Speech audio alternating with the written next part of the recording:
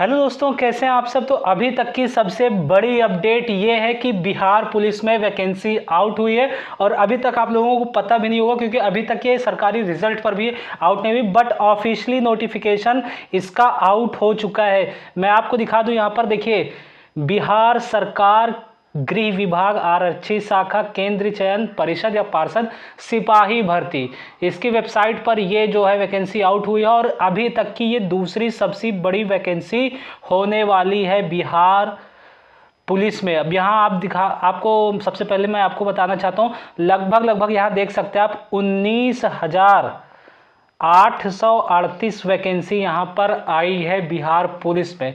तो इसमें क्या इंपॉर्टेंट अपडेट है, इसकी एज काउंट कब से होगी, किस एज का क्या सिलेबस है, किस बिहाफ पर मेरिट काउंट होगी, सारी डिटेल आज की इस वीडियो में हम जानने वाले हैं। ठीक है ना। तो इस वीडियो को आप लास्ट तक पूरा देखिएगा। मैं तो कहूँगा आप इस वीडियो को थोड़ा स्पीड में बढ़ाकर भी देख सकते हैं क्योंकि बहुत ज़्यादा इंपॉर्टेंट होने वाला है आपके लिए। सबसे पहली चीज़, 3 इंपॉर्टेंट पॉइंट आप जान लीजिए इस वैकेंसी का। जो बिहार पुलिस एवं बिहार विशेष सशस्त्र पुलिस सिपाही के पदों पर नियुक्ति हेतु सूचना, देखिए इसका जो ऑनलाइन एप्लीकेशन स्टार्ट होने जा रहा वो 18/3/2025 से स्टार्ट होगा और इसकी जो लास्ट डेट है एप्लीकेशन की वो 18/4/2025 है। ठीक है ना। मतलब 18 मार्च से स्टार्ट होकर ये 18 अप्रैल तक आप इसको फिल कर सकते हैं। पूरे 1 मंथ इसका एप्लीकेशन प्रोसेस चलने वाला है। तो इसके बाद जो सबसे मुख्य और सबसे इम्पॉर्टेंट अपडेट ये है कि इसकी जो एज, पहले इसकी जो एग्ज़ाम क्वालिफिकेशन है, आपको क्या चाहिए क्या नहीं चाहिए, वो है इंटरमीडिएट। अगर आप पास हैं, अगर आप इंटरमीडिएट 12th पास हैं या इसके इक्विवेलेंट कुछ भी है तो आप इस फॉर्म को अप्लाई कर सकते हैं। ठीक है ना। तो इसका जो नेक्स्ट इम्पॉर्टेंट पॉइंट है उसको देखते हैं। सबसे पहली चीज़ देखिए, इसमें कितनी वैकेंसी आई है। अनरिजर्व्ड कैटेगरी में यहाँ पर देख सकते हैं पदों की संख्या टोटल 7,935 है और ये पोस्ट जो है मेल फीमेल दोनों के लिए है। EWS के लिए 1983 वैकेंसी, SC के लिए 3174 और ST के लिए 199। ठीक है ना। बाकी ये सारे आरक्षित पद इधर मेंशन किए गए हैं। अत्यंत पिछड़ा वर्ग का 3571 और इसके बाद जो है यहाँ पर मैं बताऊँ टोटल, और सबसे बड़ी चीज़ यहाँ पर ट्रांसजेंडर के लिए भी वैकेंसी है। ट्रांसजेंडर भी इसमें अप्लाई कर सकते हैं। यहाँ पर टोटल पोस्ट जो निकल कर आ रही वो है 19,838 पोस्ट। ओवरऑल बिहार पुलिस में ये दूसरी सबसे बड़ी वैकेंसी होने वाली। चलिए ठीक है, इसके बाद हम समझते हैं नेक्स्ट इम्पॉर्टेंट पॉइंट क्या होने वाला है। इसके लिए ऑनलाइन आवेदन होगा। ठीक है, ये समझ गए होंगे। अब इसमें जो है शारीरिक मापदंड कितना चाहिए कितना नहीं चाहिए वो समझते हैं। सबसे पहली चीज़ जो मेल के लिए है वो ये है, गैर आरक्षित पिछड़ा वर्ग के पुरुष अभ्यर्थियों के लिए 165 सेंटीमीटर की हाइट होनी चाहिए। तो हाइट की यहाँ पर कोई प्रॉब्लम नहीं है। और अत्यंत पिछड़ा वर्ग के पुरुष अभ्यर्थियों के लिए 160 सेंटीमीटर और अनुसूचित जाति एवं अनुसूचित SC ST के लिए मेल कैटेगरी में 160 सेंटीमीटर, मतलब 160 और 160 दोनों के लिए यहाँ पर SC ST और अत्यंत पिछड़ा वर्ग के पुरुष अभ्यर्थियों के लिए हाइट की मेजरमेंट होनी चाहिए। सभी वर्ग की महिला अभ्यर्थियों के लिए 155 सेंटीमीटर।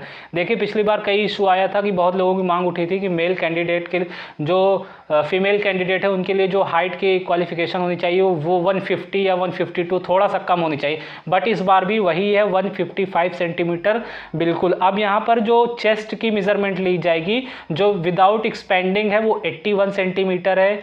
और यहाँ पर आप देख सकते हैं कैटेगरी 86 सेंटीमीटर है बिना फुलाए हुए और अत्यंत पिछड़ा वर्ग के पुरुष अभ्यर्थियों के लिए 81 सेंटीमीटर और न्यूनतम जो है 86 सेंटीमीटर। तो ये सब आप नोटिफिकेशन में अपने टेलीग्राम ग्रुप में शेयर कर दूंगा, आप वहाँ से जाकर चेक कर सकते हैं। ठीक है ना। यहाँ पर नोट में एक चीज़ लिखा हुआ है, इसको ध्यान दीजिएगा। ट्रांसजेंडर अभ्यर्थियों के लिए शारीरिक मापदंड महिला अभ्यर्थियों के समान ही होंगे। तो ये इंपॉर्टेंट पॉइंट है। अब इसके बाद हम क्वालिफिकेशन की बात कर लेते हैं कि यहाँ पर क्या क्वालिफिकेशन मांगी गई है। ठीक है ना। तो शैक्षणिक अहर्ता में सिपाही पद के लिए शैक्षणिक अहर्ता इंटरमीडिएट, डेट मीन्स 10+2 उत्तीर्ण अथवा बिहार राज्य सरकार के मदरसा बोर्ड द्वारा निर्गत मौलवी प्रमाण पत्र अथवा बिहार राज्य के संस्कृत बोर्ड, ठीक है ना, संस्कृत बोर्ड द्वारा निर्गत शास्त्रीय अंग्रेजी सहित अथवा आचार अंग्रेजी रहित प्रमाण पत्र अथवा राज्य सरकार द्वारा मान्यता प्राप्त अन्य समकक्ष शैक्षणिक अर्हता होनी चाहिए आपके पास, ठीक है ना। इसके बाद जो उम्र सीमा यहाँ पर आपकी जो एज होनी चाहिए वो क्या है सुनिएगा। अभ्यर्थी की उम्र जो है, जैसे आपने इंटरमीडिएट का सर्टिफिकेट लगाया है, हाई स्कूल का अगर डेटा मांगा जाएगा तो उसी के बेस पर आपकी एज काउंट की जाएगी, जो आपके उसमें सर्टिफिकेट में मेंशन होगी उसी के बेस पर, ठीक है ना। 18 वर्ष अनरिजर्व्ड के लिए बता रहा हूँ, 18 ईयर से 25 ईयर की एज होनी चाहिए, ठीक है ना। इसके बाद जो है पिछड़ा वर्ग, कोटि एवं अत्यंत पिछड़ा वर्ग के लिए उम्र सीमा में 2 वर्ष का जो है यहाँ छूट मिलेगा, मीन्स 18 से 27 साल की एज होनी चाहिए ओवरऑल, ठीक है ना। इसके बाद जो यहाँ थर्ड पॉइंट मेंशन किया गया है इसको देखते हैं। पिछड़ा वर्ग एक अत्यंत पिछड़ा वर्ग कोटि महिलाओं के लिए अधिकतम उम्र सीमा में 3 वर्षों की शिथिलीकरण, मतलब अगर वो जो रिजर्व कैटेगरी से है, अगर वो फीमेल कैटेगरी से है तो उनके लिए 3 ईयर का यहाँ पर जो है ओवरऑल रिलैक्सेशन देखने को मिलेगा, ठीक है ना। अनुसूचित एवं अनुसूचित जनजाति कोटि के पुरुषों एवं महिलाओं तथा ट्रांसजेंडर के लिए अधिकतम उम्र सीमा 5 वर्ष का शिथिलीकरण, यानी न्यूनतम उम्र 18 वर्ष से और अधिकतम उम्र 30 वर्ष होना चाहिए। ओवरऑल आप समझ गए होंगे। देखिए जो SC और ST कैटेगरी के लोग हैं, उसमें जो महिलाएं हैं और उनमें जो ट्रांसजेंडर हैं, उनमें जो मेल है, ठीक है ना, उनके लिए 5 ईयर का जो है रिलैक्सेशन यहाँ पर देखने को मिल रहा है ओवरऑल। अब यहाँ पर विहित अधिकतम उम्र सीमा सभी आरक्षण कोटि के गृह रक्षकों को 5 वर्ष की छूट दी जाएगी। अब आरक्षण के यहाँ पर दिया गया है कि क्या आरक्षण कैसे दिया जाएगा, और अब मैं नेक्स्ट इंपॉर्टेंट पॉइंट की तरफ आपको बताना चाहता हूँ।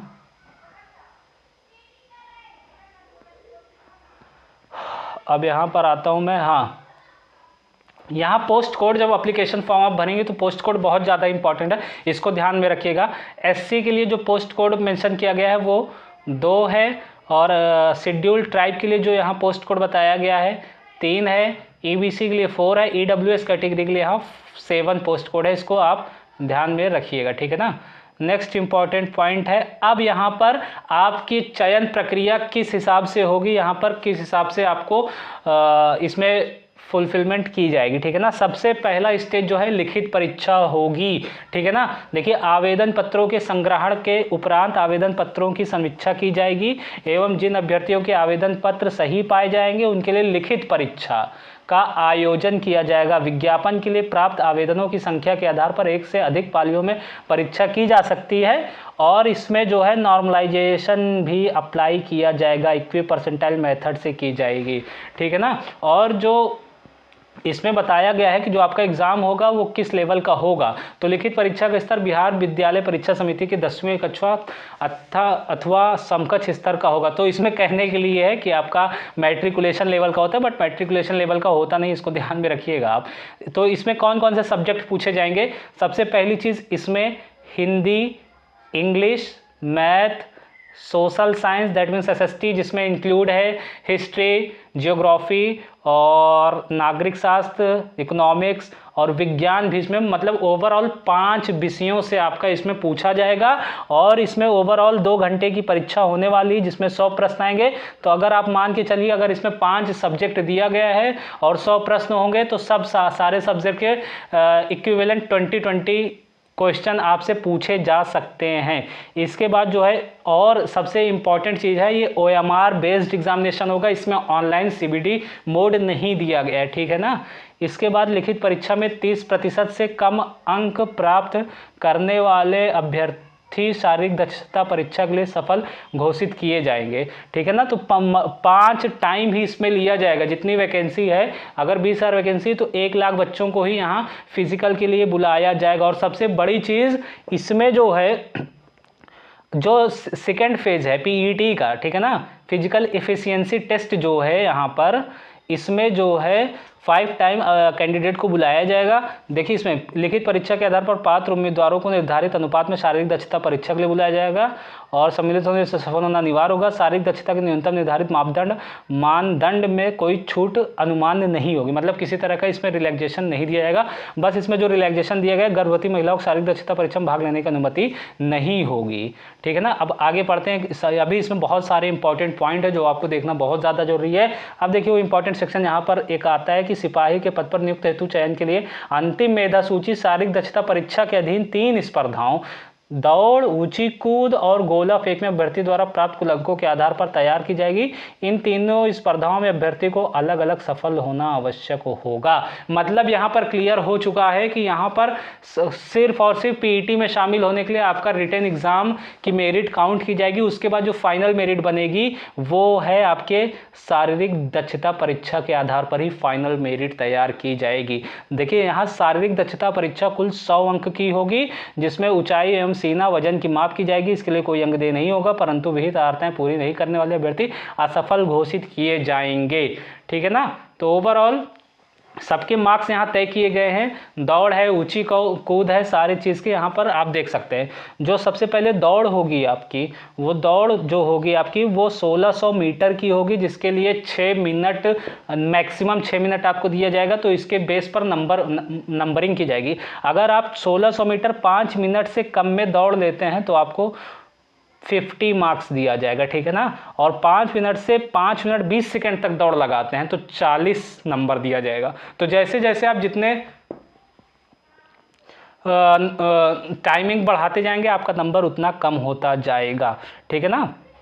नेक्स्ट है जो महिलाओं के लिए इसमें रेस वो है 1 किलोमीटर की रेस है 5 मिनट के लिए। तो इसमें भी ऐसी नंबरिंग इसमें की गई है 50, 40, 30, 20। तो ऐसी नंबरिंग इसमें भी की गई है। ठीक है ना। अब ये रिलैक्सेशन है। अब गोला फेंक के लिए जो अधिकतम 25 अंक अलॉट किए जाएंगे। जो सभी मेल कैंडिडेट हैं उनको 16 पाउंड का गोला न्यूनतम 16 फीट फेंकना होगा। ठीक है ना। अब इसके बाद देखिए 16 फीट से 17 फीट तक फेंकेंगे तो 9 मार्क्स पूरे मिल जाएंगे उनको। अगर 17 फीट से ज़्यादा है 18 फीट तक तो 13 नंबर मिलेंगे। 18 फीट से ज़्यादा 19 फीट तक 17, 19 फीट से ज़्यादा 20 फीट तक तो 21। ऐसे ऐसे मार्क्स आपकी नंबरिंग की जाएगी। तो इसी के बेस पर। और महिलाओं के लिए आप यहाँ देख सकते हैं 12 पाउंड का गोला न्यूनतम 12 फीट फेंकना होगा। यहाँ पर नंबरिंग आप देख सकते हैं कि 12 फीट से 13 तक 9, 13 से 14 13 नंबर, 14 से 15 17 नंबर, 15 से 16 21 नंबर। 16 फीट से ज़्यादा अगर आप फेंक रहे हैं तो ओवरऑल पूरे मार्क्स आपको 25 नंबर दिए जाएंगे। ठीक है ना। ऊंची कूद, जो मेल के लिए ऊंची कूद है वो 4 फीट की है। 4 फीट अगर आप जंप लगाते हैं तो 13 नंबर, 4 फीट 4 इंच जंप करते हैं तो 17 मार्क्स आपको प्रोवाइड किया जाएगा। ऐसे महिलाओं के लिए है ऊंची कूद में, इनके लिए 3 फीट रखी गई है। अब इसके बाद नियत समय पुरुषों के लिए 6 मिनट है, महिलाओं के लिए 5 मिनट में दौड़ पूरी करने वाले अभ्यर्थियों को गोला फेंक अथवा ऊंची कूद प्रतिस्पर्धाओं में न्यूनतम विनिश्चित मानदंड पूरा नहीं करने पर असफल घोषित किया जाएगा। ठीक है ना। अब इसके बाद ये 2 स्टेज फाइनल हो गए। अब इसके बाद जो थर्ड और फाइनल स्टेज आती है वो है आपका डॉक्यूमेंट वेरिफिकेशन का, मीन्स दस्तावेज सत्यापन का यहाँ पर आपसे मांगा जाएगा। शारीरिक दक्षता परीक्षा में सफल अभ्यर्थियों की शैक्षणिक अर्हता एवं आरक्षण दावों आदि से संबंधित दस्तावेजों का सत्यापन परिषद द्वारा किया जाएगा। इसके बाद अलग तिथि निर्धारित की जाएगी। ठीक है ना। तो यहाँ पर दस्तावेज में आपको क्या क्या चाहिए वो अभी से आप पूरा तैयार करके रखिए। वैध फोटोयुक्त पहचान प्रमाण पत्र जैसे आधार कार्ड, ड्राइविंग लाइसेंस, मतदाता पहचान पत्र। इसके बाद जन्म तिथि, मैट्रिक समकक्ष सर्टिफिकेट, अंक प्रमाण पत्र की मूल प्रति, इंटरमीडिएट समकक्ष परीक्षा का अंक पत्र। SC ST अगर आप रिजर्वेशन के लिए अप्लाई करें तो वो, BC EBC अभ्यर्थियों के लिए तो ये सब आप नोटिफिकेशन पढ़ सकते हैं। इसको मैं टेलीग्राम पर प्रोवाइड करा दूंगा। ठीक है ना। ओवरऑल अब सबसे जो इम्पॉर्टेंट चीज़ है वो है EWS सर्टिफिकेट की डेट। ठीक है ना। तो सक्षम प्राधिकार द्वारा वित्तीय वर्ष 2023-24 के लिए बिहार सरकार की अधिसूचना संख्या इतने के साथ संलग्न अनुसूची निर्गत प्रमाण पत्र। ठीक है ना। 2023-24 जो वित्तीय वर्ष होगा उसमें 2023-24 का ही मान्य होगा, ठीक है ना। ट्रांसजेंडर अभ्यर्थियों के लिए यहाँ पर दिया गया है, गृह रक्षक अभ्यर्थियों के लिए यहाँ दिया गया। इसके बाद जो इम्पोर्टेंट है नेक्स्ट और है लिखित परीक्षा मेधा सूची का आधार नहीं होगी, ठीक है ना। यहाँ देखिए जो मैंने पहले बताया था, यहाँ मेंशन किया गया है लिखित परीक्षा केवल शारीरिक दक्षता परीक्षा एवं दस्तावेज सत्यापन के लिए अर्हता क्वालिफाई होगी। सिपाही के पद पर नियुक्ति हेतु चयन के लिए लिखित परीक्षा, शारीरिक दक्षता परीक्षा एवं दस्तावेज सफल अभ्यर्थियों की मेधा सूची शारीरिक दक्षता परीक्षा के अधीन 3 स्पर्धाओं यथा दौड़, ऊंची कूद तथा गोला फेंक अभ्यर्थी द्वारा प्राप्त कुल अंक के आधार पर तैयार की जाएगी। शारीरिक दक्षता परीक्षा में 2 या अधिक अभ्यर्थियों के समान अंक प्राप्त करने की दशा में मेधा सूची में उनके स्थान का अवधारणा उनकी जन्म तिथियों के आधार पर एवं समान अंक प्राप्त करने एवं समान जन्म की तिथि वाले अभ्यर्थियों की दशा में उनके शैक्षणिक अर्हता का आधार किया जाएगा, ठीक है ना। आई होप आपको ये क्लियर हुआ होगा। उसके बाद नीचे जो सबसे ज़्यादा इम्पॉर्टेंट चीज़ें थी वो मैंने आपको बता दी है।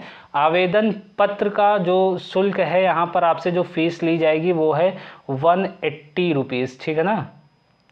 किसके लिए? अनुसूचित जाति, अनुसूचित जनजाति, आरक्षण मतलब आरक्षित वाले लोगों के लिए है, ठीक है ना। बाकी सभी कोटि के अभ्यर्थियों के लिए 675 रुपये का शुल्क लिया जाएगा, ठीक है ना।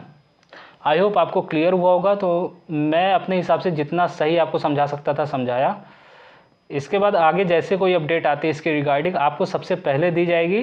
फिर से मैं बता दूं 18/3/2024 से ये स्टार्ट है और 18/3/2025 से स्टार्ट होकर 18/4/2024 तक ये एप्लीकेशन आपका फिल किया जाएगा। आई होप आपको क्लियर हुआ होगा। नेक्स्ट देखते हैं इसमें कुछ इंपॉर्टेंट हो तो बस बाकी यही आज की अपडेट रही और होप सो आप इसको जल्दी से जल्दी जैसे ही एप्लीकेशन फॉर्म आउट होता है तुरंत फिल करें। इसमें देख सकते 19,838 वैकेंसी है, तो एक बहुत ही गोल्डन अपॉर्चुनिटी आपके लिए होने वाली है। हमारा एक टेलीग्राम ग्रुप है @इरफान का कॉन्सेप्ट आप सर्च करेंगे या इस वीडियो के डिस्क्रिप्शन में आप जाएंगे तो वहाँ पर आपको मिल जाएगा। आप वहाँ से उस टेलीग्राम को ज्वाइन कर सकते हैं। आप एसएससी कोई भी एग्ज़ाम की प्रिपरेशन करें जिसमें इंग्लिश पूछी जाती है तो वो टेलीग्राम ग्रुप आपके लिए बहुत ज़्यादा हेल्पफुल होगा। मिलता हूँ आपके साथ नए वीडियो में और एक नए अपडेट के साथ। Thanks for watching.